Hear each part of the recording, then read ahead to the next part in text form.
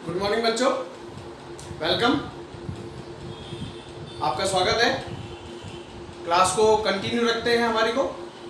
Last video में हमने ये देख पढ़ा था कि किस तरह से हम किसी भी संख्या के अभाज्य होने या भाज्य होने की जांच कर सकते हैं। ठीक है, अब हम आगे बढ़ते हैं हमारी संख्याओं पर। भाज्य हो गई, अभाज्य हो गई। अब जो आती है अगली संख्या आती है वो है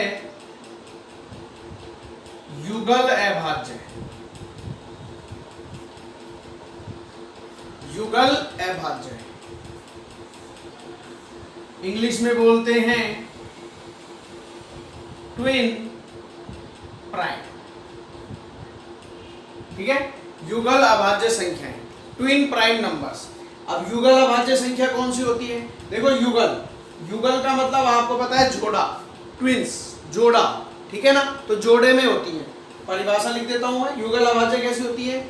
ऐसी दो अभाज्य संख्याएं, ऐसी दो अभाज्य संख्याएं जिनका अंतर दो हो। ठीक है, क्या? ऐसी दो अभाज्य संख्याएं जिनका अंतर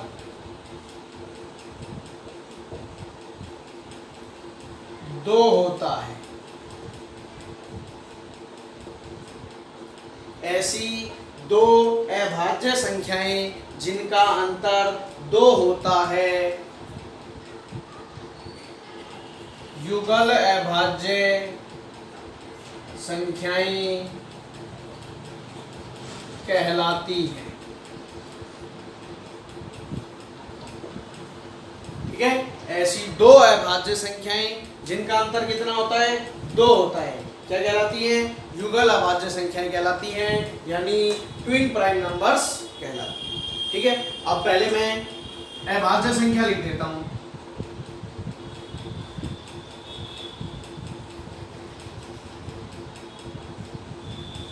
कौन कौन सी है? 1 से 50 तक में लिख लेते हैं। कितनी बताई थी?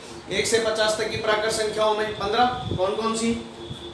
2, 3, 5, 7, 7 के बाद 11, 13, 14, 15, 16 नहीं, 17, फिर 18 नहीं आता, 19, फिर 20, 21, 22 नहीं आता, 23, 24, 25, 26, 27, 28 नहीं आता, 29, फिर 30 नहीं आता, 31, 32, 33, 34, 35, 36 नहीं आता, 37, 38, 39, 40 नहीं आता है, 41, 41 के बाद 43 और 43 के बाद 47। ठीक है, ये 1 से 50 तक लिख ली। इसी तरह से कंटिन्यू चलती रहती है ये। ठीक है, तो अब हम, ये तो हमने अभाज्य संख्याएं लिख ली हैं। अब हम क्या करेंगे? अब हम इनमें से युगल अभाज्य संख्याएं देखेंगे, यानी ऐसी संख्याएं देखो जिनका अंतर दो होता है। ठीक, तो युगल अभाज्य संख्याएं, सबसे पहले दो, तो इन दोनों को देखो, अंतर कितना है? 1 है, तो ये नहीं होंगी। फिर इस पे आ जाओ, इन दोनों का अंतर कितना है? 2 ही है ना। अंतर से मतलब होता है कि दोनों को घटाना है। घटाने का मतलब अंतर में बड़ी में से छोटी को घटाया जाता है। तो 5 में से 3 घटाऊंगा तो 2 ही आएगा, तो एक आ गया अपना 3, 5, एक तो ये पेयर बन गया। फिर आगे बढ़ते हैं, अब इन दोनों को देखते हैं। 5 और 7 कितना अंतर है? 2 ही है ना। 5, 7, फिर 7 और 11 ज्यादा है, फिर 11 और 13 2 ही है, 11, 13,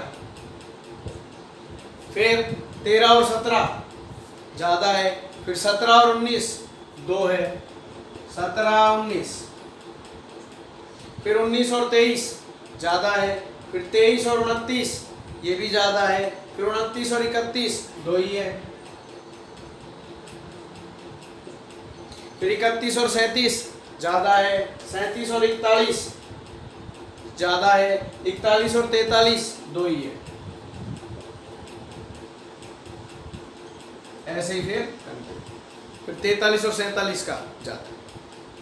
ठीक है ना। तो ये जो है 2 3 4 5 6 ये युगल अभाज्य हो गई, यानी इन दोनों का अंतर 2 ही होगा।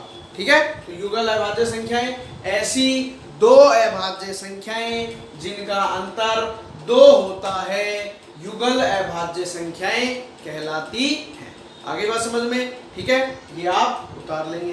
अब हम आगे बढ़ेंगे।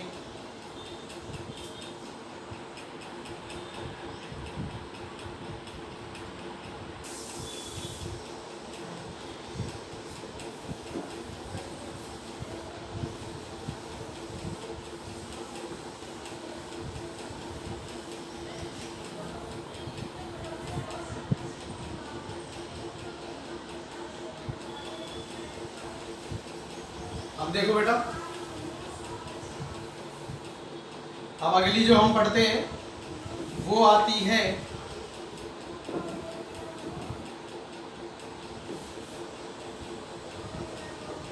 सह अभाज्य संख्याएं।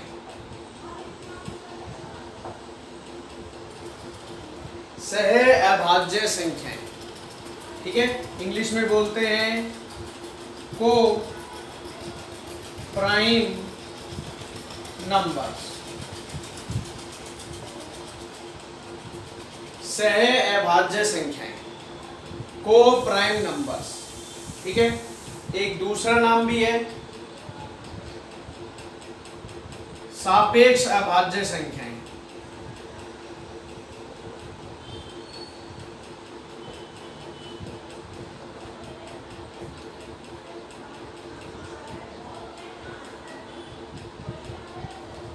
Relatively prime numbers.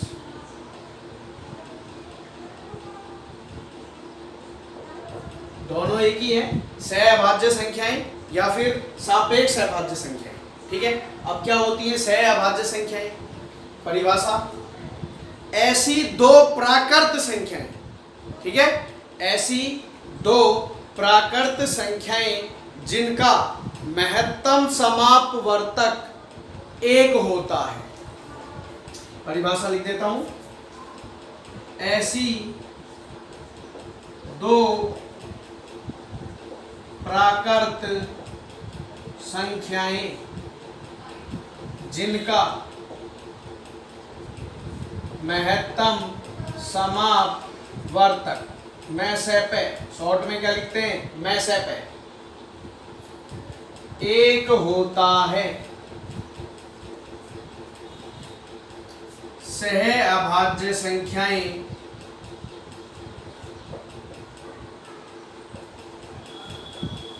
कहलाती हैं। ऐसी दो प्राकृत संख्याएं जिनका मैं से पे महत्तम समापवर्तक 1 होता है, क्या कहलाती हैं? सह अभाज्य संख्याएं कहलाती हैं। अब भाई मैं से पे क्या होता है?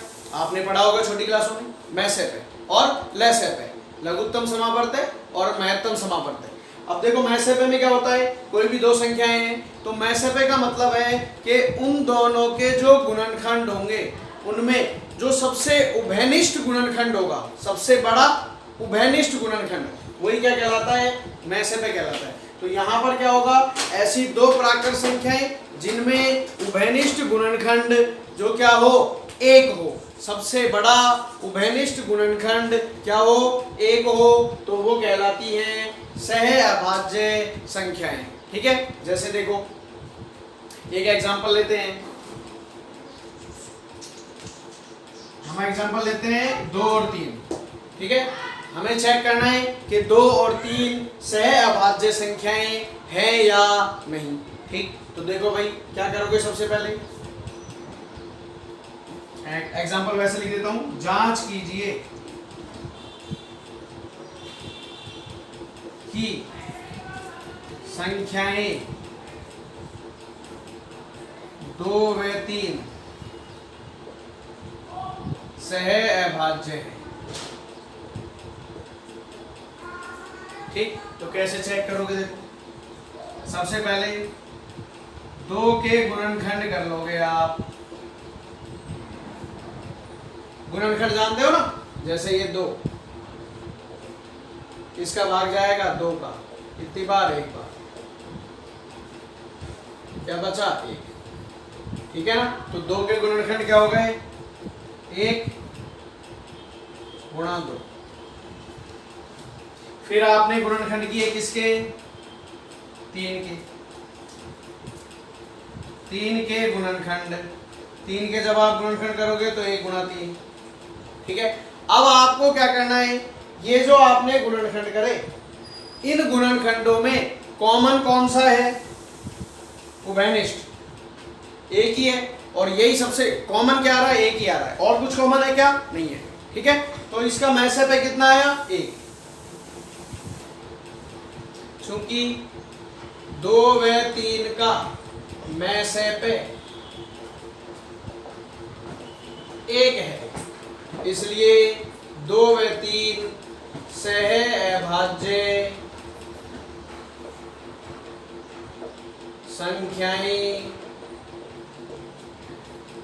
आगे बात समझ में? ठीक है, हमने क्या किया? 2 के गुणनखंड करे, 3 के गुणनखंड करे, दोनों के गुणनखंडों में हमने कॉमन देखा। दोनों के गुणनखंडों में कॉमन कितना आ रहा है? 1 ही आ रहा है। ठीक है, और वही सबसे बड़ा है, कॉमन ही नहीं है और कुछ, तो वो सबसे बड़ा है, इसलिए 2 और 3 कैसी हो गई? सह अभाज्य संख्याएं। और देखो, जैसे आप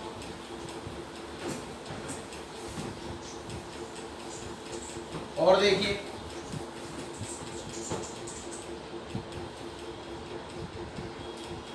एक और देखो, 4 और 9 चेक करते हैं सह अभाज्य है या नहीं। ठीक है ना, 4 और 9। तो सबसे पहले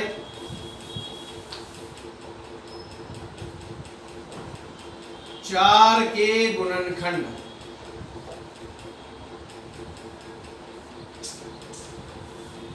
4 के गुणनखंड क्या करोगे?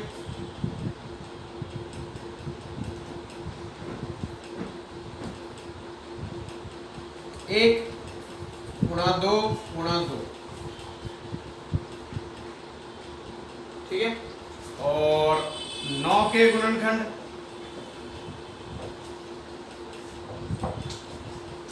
9 के 1 गुणा 3 गुणा 3। ठीक, 1 गुणा 2 गुणा 2, 1 गुणा 3 गुणा 3। अब आप ये देखो कि इन दोनों में कॉमन क्या है? ठीक है, उभयनिष्ठ गुणनखंड क्या है? 1 ही है। अब ये जो उभयनिष्ठ गुणनखंड 1 है, क्या कोई और गुणनखंड उभयनिष्ठ है? नहीं है, तो यही सबसे बड़ा है, क्योंकि 4 और 9 का मैसे पे कितना है? 1 है, इसलिए 4 और 9 कैसी संख्या हो गई? सह अभाज्य।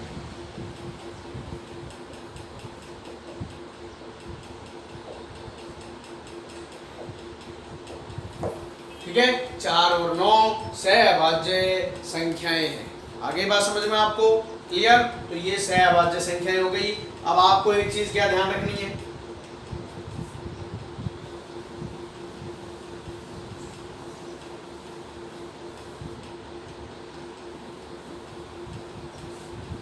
नोट डाल के लिख लेना। क्या लिखोगे? कि जो 2 सह अभाज्य संख्या होंगी, यानी सह अभाज्य संख्याओं का अभाज्य होना आवश्यक नहीं है। सह अभाज्य संख्याओं का अभाज्य होना आवश्यक नहीं होता है। कहने का मतलब, जैसे हमने पहला उदाहरण लिया था, वो मैंने आपको बताया 2 और 3।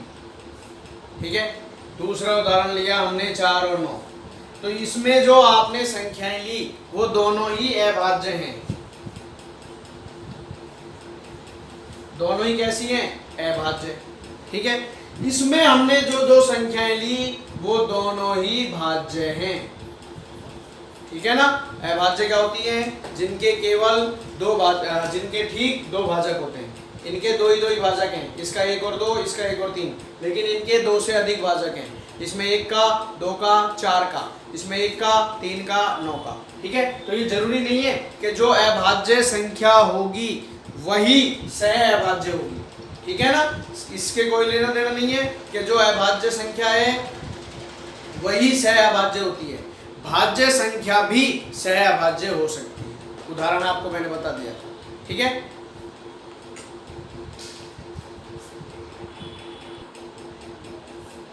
ठीक है ना।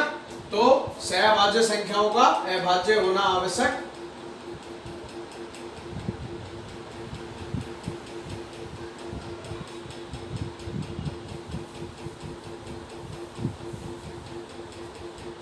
आवश्यक नहीं है, अर्थात वे भाज्य या अभाज्य किसी भी प्रकार की हो सकती है।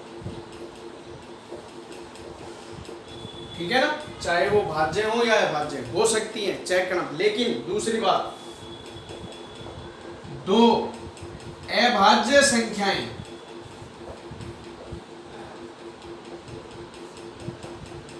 सदैव सह अभाज्य होती है।